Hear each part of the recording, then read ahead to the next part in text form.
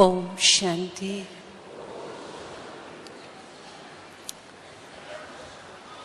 प्यारे बाबा ने इस सृष्टि पे आकर हम सबको इस संकल्प दिया, बाबा आए हैं इस विश्व का परिवर्तन करने के लिए, संसार का परिवर्तन करने के लिए। बाबा ने जो विधि बताई, इतने बड़े संसार का जो परिवर्तन होगा वो संस्कारों के परिवर्तन से होगा। जब तक संस्कार परिवर्तन नहीं, तब तक संसार बदल नहीं सकता। अभी तक हम इसी कलयुगी दुनिया में अच्छे संस्कार वालों को तलाश रहे थे। जब तक बाबा के नहीं बने, सोचते थे अच्छे लोगों से हमारा संबंध हो, अच्छे संस्कार वाले हो। घर में बहू भी आती है तो अच्छे संस्कार वाली होनी चाहिए। एक नौकर भी घर में रखते हैं तो सोचते हैं ईमानदार हो, अच्छे संस्कार वाला हो। तो जब बाबा के बन गए तो बाबा ने क्या बताया?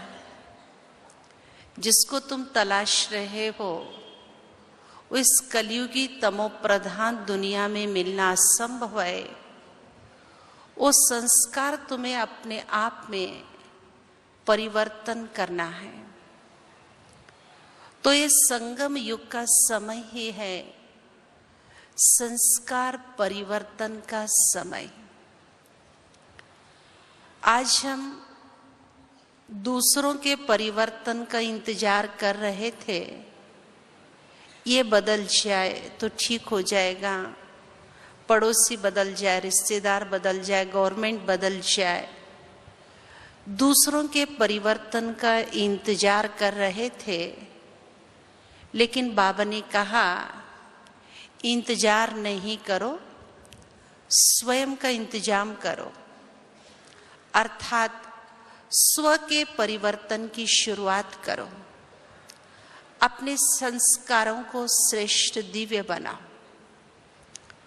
तो परिवर्तन की प्रक्रिया के लिए बाबा ने हम सबके सामने लक्ष्य दिया। जब तक हमारा लक्ष्य दृढ़ नहीं होगा, तब तक परिवर्तन नहीं आ सकता। तो संकल्प क्या दिया? दृढ़ लक्ष्य दिया। तुम्हें परिवर्तन भी जो करना है, मनुष्य से देवता बनने का। तो संस्कार परिवर्तन की जो बात आती है, तो किस जैसे संस्कार हमें बनाना है। तो लक्ष्य सामने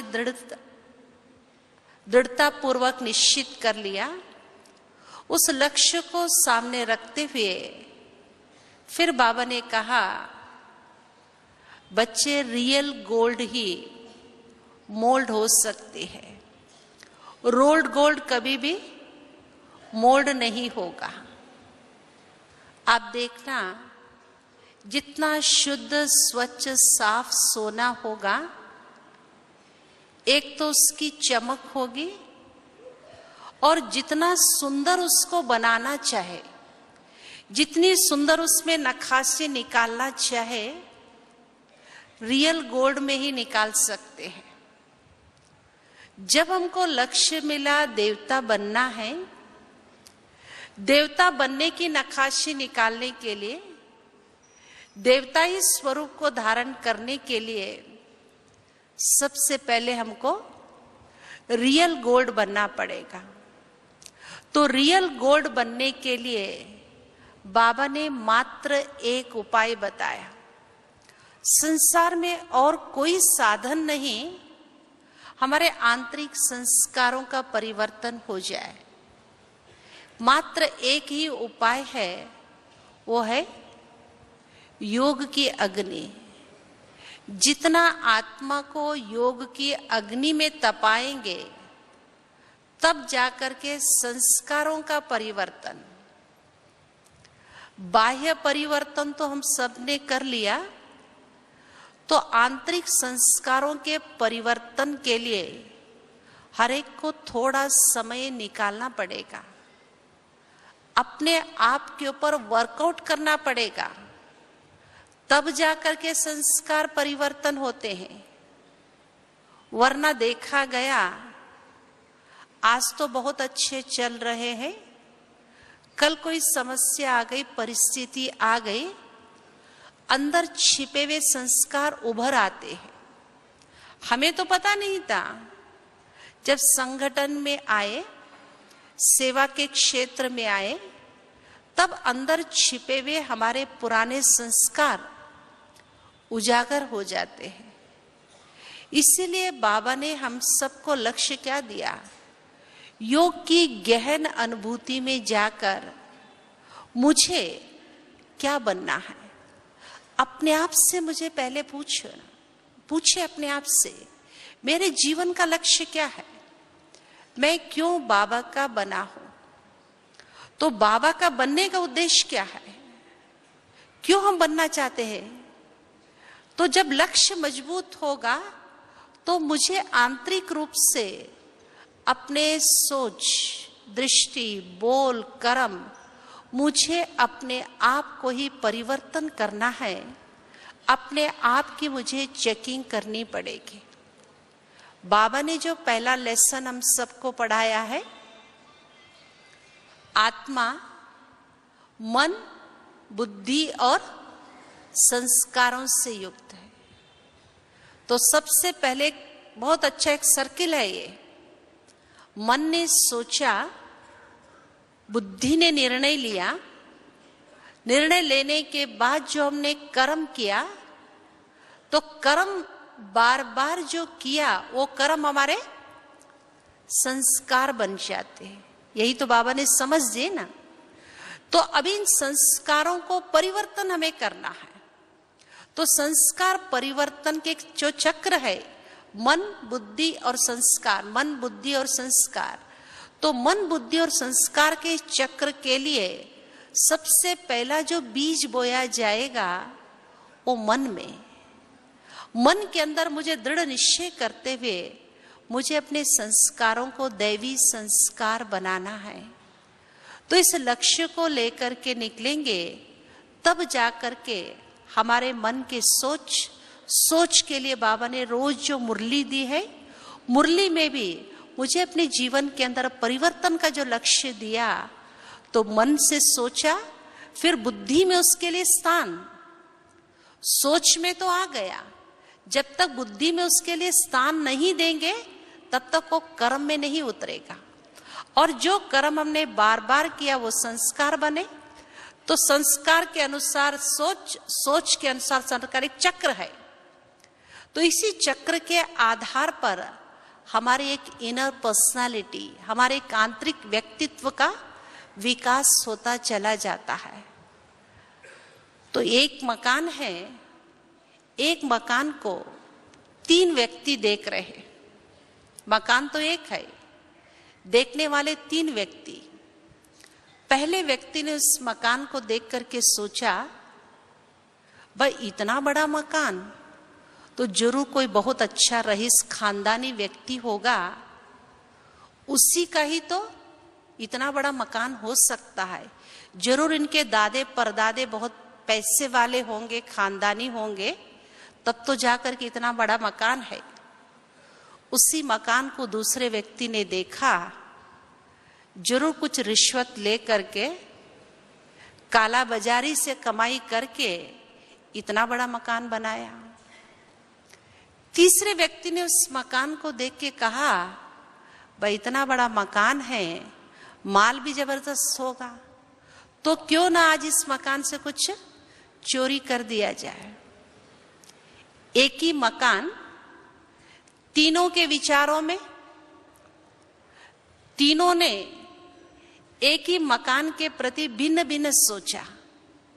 तो किसने काम किया? व्यक्ति के सोच ने, उसके संस्कारों ने। तो संस्कार हमारे कर्म के द्वारा स्पष्ट दिखाई देते हैं। तो व्यक्ति के पहले जो व्यक्ति था सतो प्रधान संस्कार वाला था, तो उसके विचार वैसे आए।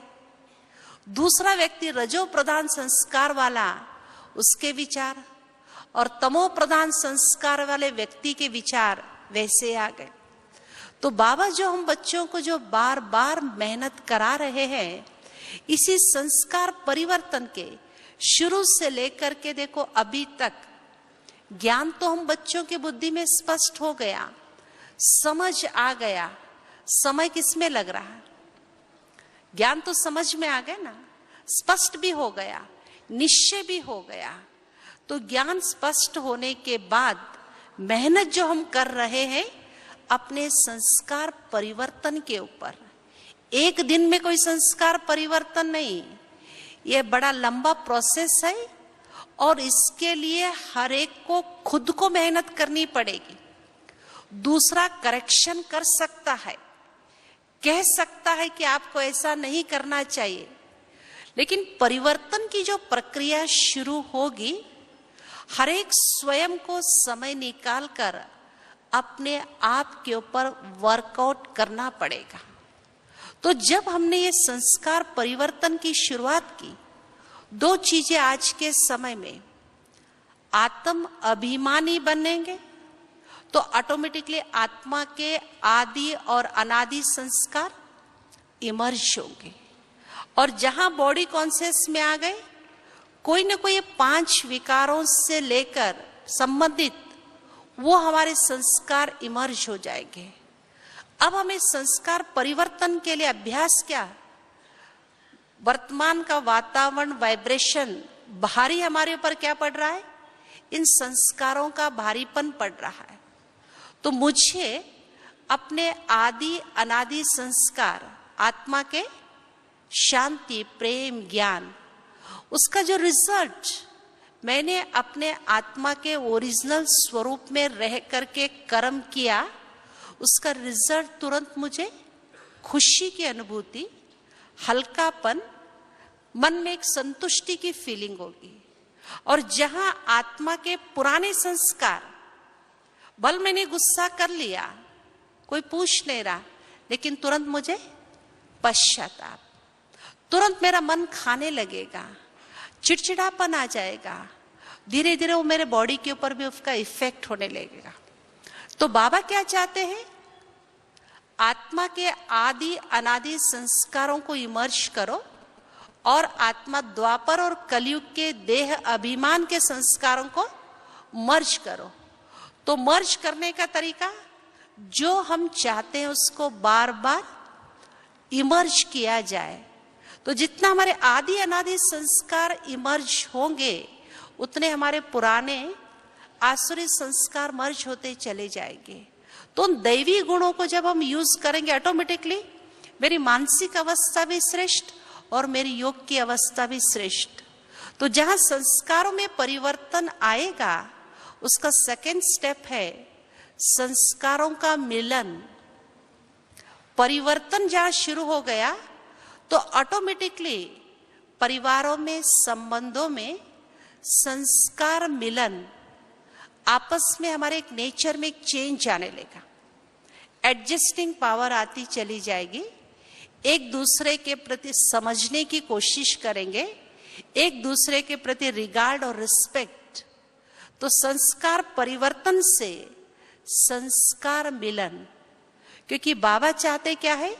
संगम युग में संस्कार परिवर्तन करके आने वाले सतयुगी दुनिया के लिए संस्कार मिलन का राज। बाबा हमेशा एक एग्जाम्पल देते हैं, सभी गोप गोपियों को क्या दिखाया? एक दूसरे के हाथ में हाथ देकर रास मंडल के रूप में दिखाया। आज सबसे बड़ी प्रॉब्लम समाज में, दुनिया में इन्हीं संस्कारों की ही है। एक दूसरे के प्रति एडजस्ट नहीं, एक दूसरे के प्रति सम्मान, एक दूसरे के प्रति ईर्ष्या, द्वेष, बदले की भावना। आज एक परिवार के 4 सदस्य चारों के संस्कार भिन्न होने के कारण, संस्कार न मिलाने के कारण आज वो घर युद्ध का मैदान बना हुआ, संबंधों में कड़वाहट, खुशी गायब होती चली जा रही।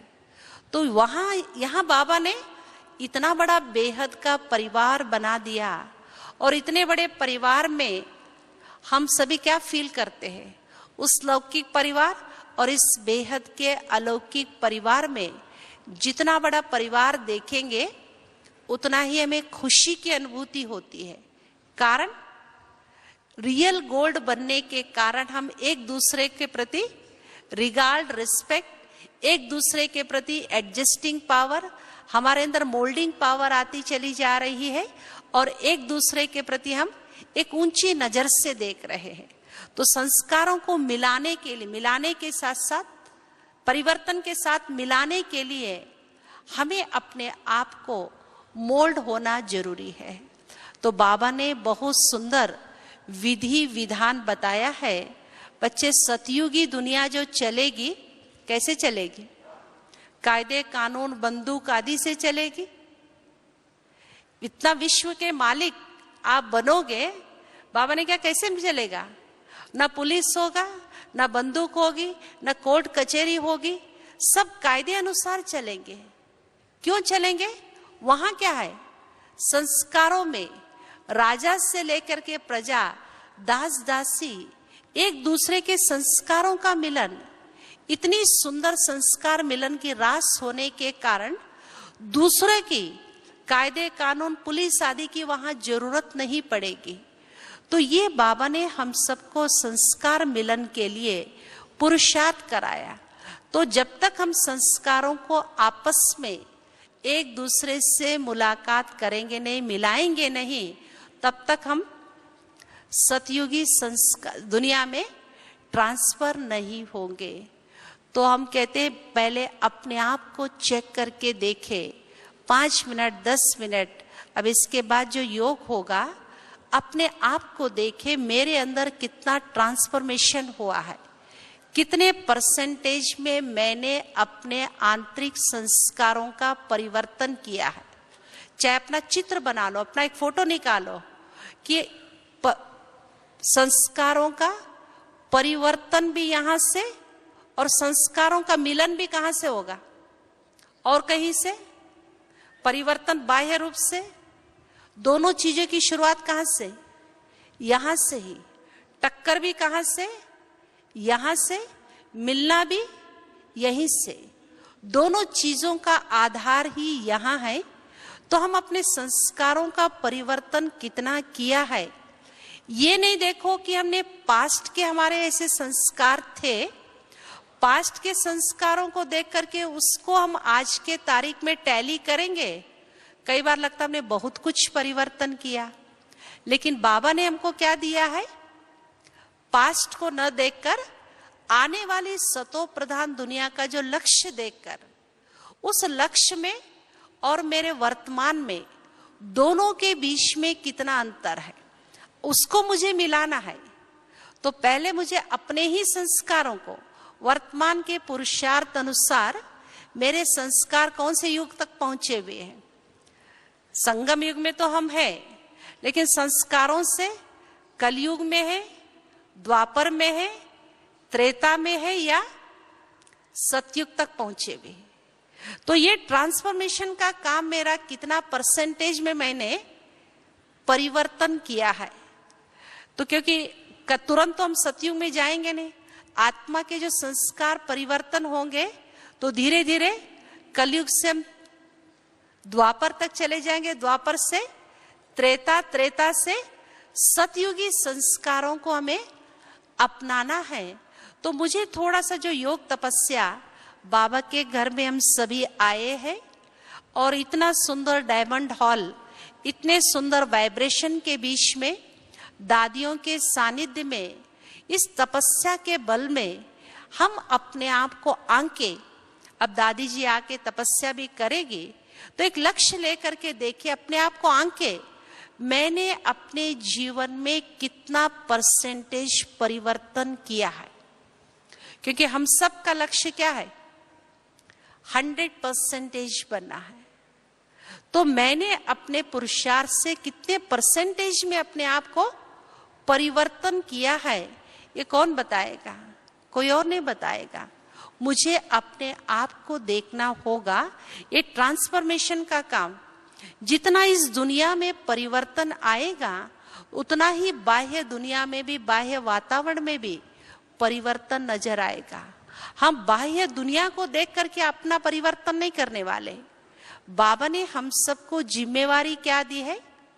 आप अपने संस्कारों के परिवर्तन से संसार को बदलने वाले। कितनी बड़ी जिम्मेवारी दी है। तो हमारे परिवर्तन से इतने बड़े विश्व का परिवर्तन, यहां तक बाबा ने कहा है बच्चे 5 तत्वों का भी परिवर्तन होने वाला है। तो मनुष्य आत्मा सहित 5 तत्वों के भी परिवर्तन की जिम्मेवारी आप सबके ऊपर है।